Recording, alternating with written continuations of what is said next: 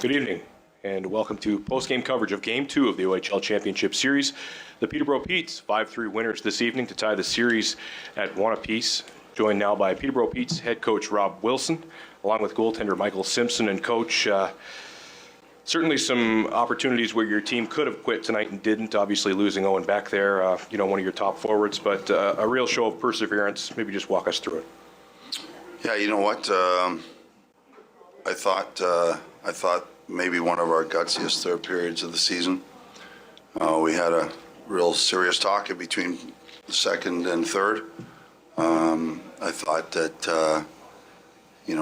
we should have done better, and but they really came out in the third period, and this is why we're in the position we are right now, playing in the final against a great team. London's own Michael Simpson, 51 saves tonight.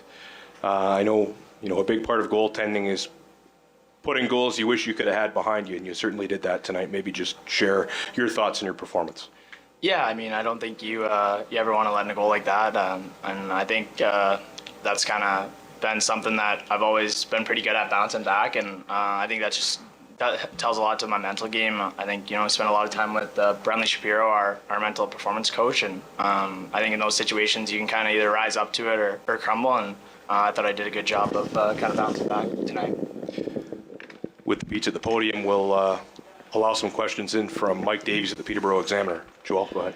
Coach, there were some wild swings in fortune out there tonight. Can you comment on that and how you account for it? Well, you're in the final, and there's going to be momentum swings all the time. There's a lot of emotion in the games for both teams, and sometimes you have to keep a level head, and that's my job to try and get them back to that place where they need to be. And tonight, we had some momentum. We get maybe they were upset at one point and kind of maybe lost their way, and then we did the same thing, which was frustrating for me.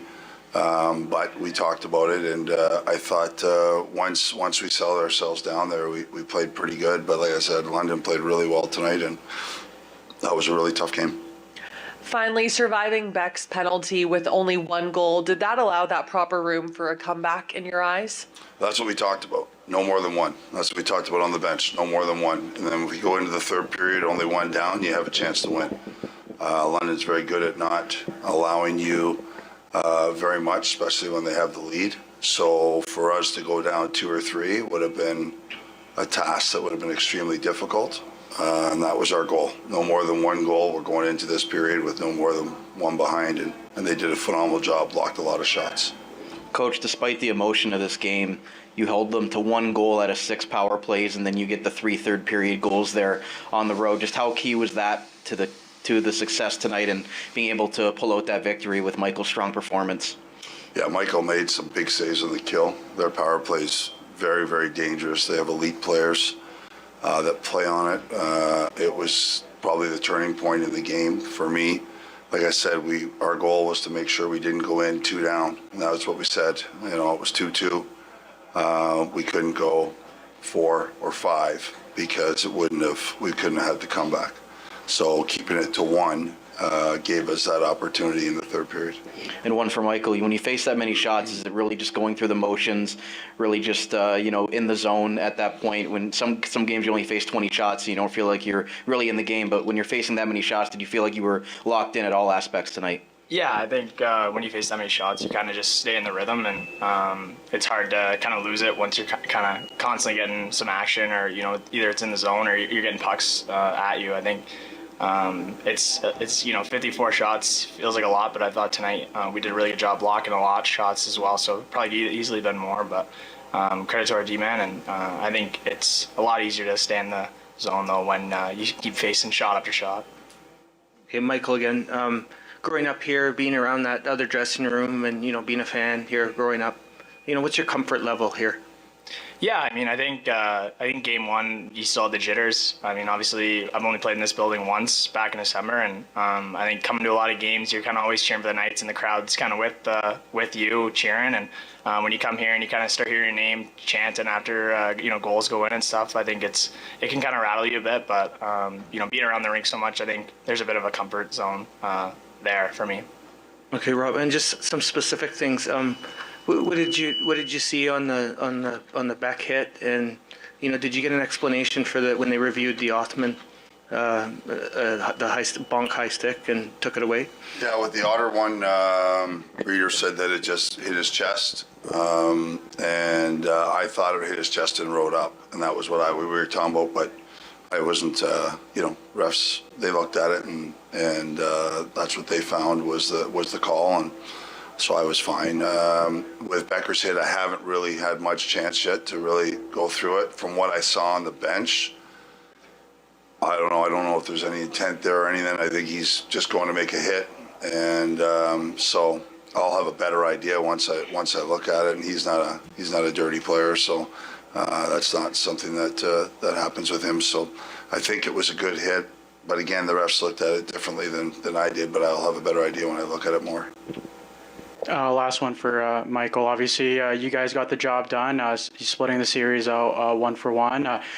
What's the mindset for you guys heading back to your own barn, and how excited are you guys to be back, in front of your home crowd? Yeah, I think anytime you start a playoff series on the road, you want to obviously take one win back home, and I think we've been good all year at the PMC, and especially in this playoff run. So we're super excited to get back there and see the whiteout and hear our fans cheering for us again. Back with additional post-game coverage of Game 2 of the OHL Championship Series. Tonight's score 5-3 in favor of the Peterborough Petes. Joined now by London Knights head coach Dale Hunter, along with forward Ryan Winterton. And coach, sometimes nights like this, 54 shots, still not quite enough to get the win. Maybe just share your thoughts on the outcome. Oh yeah, their goalie played well. It's one of those things. He's a good goalie, and he had a good game. And we just gotta, we had a lot of looks, but sometimes the goalie gets hot that game. Just like the game before, Bowman had a shutout, and he played well. So it's a game of hockey. Ryan, obviously you've played in some tight playoff games in this league. Despite the outcome on the scoreboard tonight, how do you feel about your team's performance, given you were able to generate so much? Yeah, I mean, we played all right. I played, most of the 60, which we just got to come down to execution and bearing our chances. You only get so much chances in playoffs. So, we got to bear down when we get them. One for Dale. You had the lead going into the third period there, and just things didn't go your way. Third period goals by the visiting team. Well, what really led to that, and them, being able to have that comeback? What do you think you guys really needed to work on to make sure you locked it down? Oh no, it's just a few breaks here and there, guys. They had a couple breaks, and they're good players, and they buried them. And one for Ryan. You've obviously been in this position before with Hamilton last year, going up against those guys like Hayes and White. Just how much competitive juices are out there when you're going up against guys that you play with at this level, and you're both going for the same thing and trying to win this OHL championship for back-to-back seasons. Yeah, it's cool. You don't really think of it too much when you're out there. It's kind of, you'll look back on it after, but like you said, we're competitive guys. We don't really care for each other right now. So, we'll talk after the series is done, whatever happens. But, just focus on our team right now. Dale, the second period, when it was swinging back and forth there, there's a lot of, the emotions were pretty high in the crowd and stuff like that. How do you kind of keep the composure of the kids? Like, what are you trying to do there to kind of... No, you're always trying to calm down. It's playoff hockey, so the emotion is going to be higher, and it's part of the game that way.